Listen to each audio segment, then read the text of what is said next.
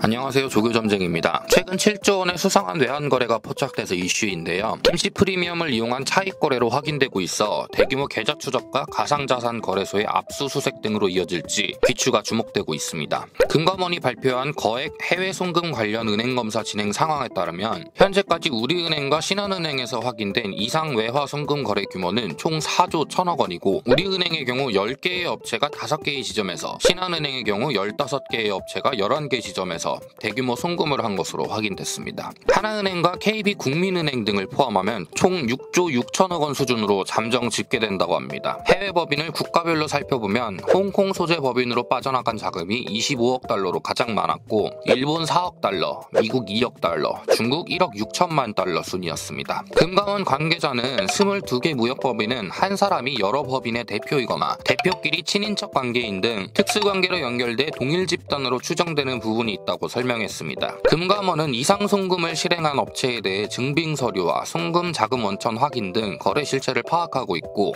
은행에 대해서는 외국환 업무 취급과 자금 세탁 방지 업무 이행이 제대로 이루어졌는지 들여다보고 있습니다.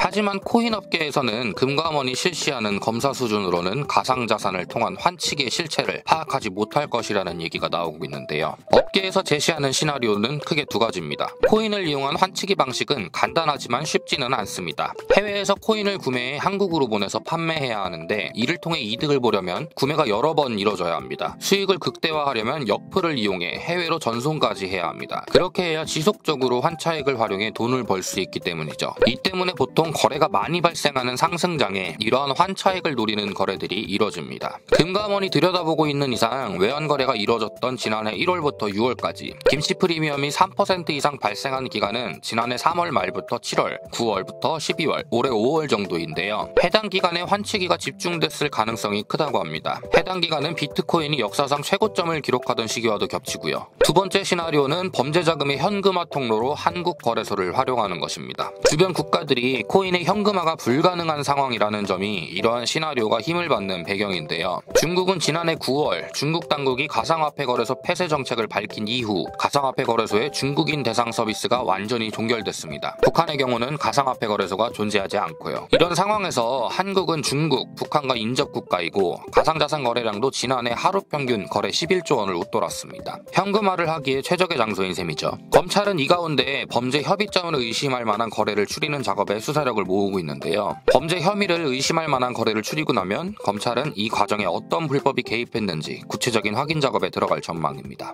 이런 사건은 이번뿐만이 아닌데요. 먼저 한 대학생은 유학경비 명목으로 홍콩에 있는 자신의 계좌에 400억 원을 보냈습니다. 이 돈으로 모두 가상화폐를 사들인 뒤 국내에서 팔아 시세 차익 20억 원을 챙겼고요. 이처럼 취약점을 이용한 범죄가 늘수록 투자자들의 불안감은 깊어져 갑니다. 가상화폐에 대한 법 개정으로 제도권 안에 코인 투자, 안전한 투자 생활이 됐으면 좋겠습니다. 오늘도 시청해주셔서 감사합니다. 교바.